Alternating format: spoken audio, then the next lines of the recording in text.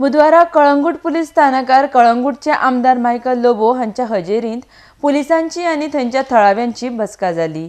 कळंगूट भागांत जावपी गैरव्यवहारांचो आळाबंद हाडपाक पुलिशेचे सहकार्य मेळचे म्हण ही बसका जाल्ली। अर्डेक्स गोवा खातीर कळंगूटच्यान Gautam Shirodkar. Are slowly getting addicted to this. First time they try it, then the next week they try it again, and then they want it everyday basis. Parents are not ready to accept that my son or daughter is taking drugs. But a rehabilitation center is the need of the hour.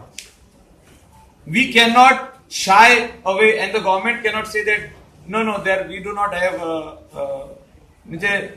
आमच्याकडे drug cases व्हडल्या प्रमाणात आहा. There are lots. These are all under the wraps of the parents, of the brothers, and the sisters. They do not want their son or their brother or sister to be called a drug addict. They will not want them to go in the rehabilitation center.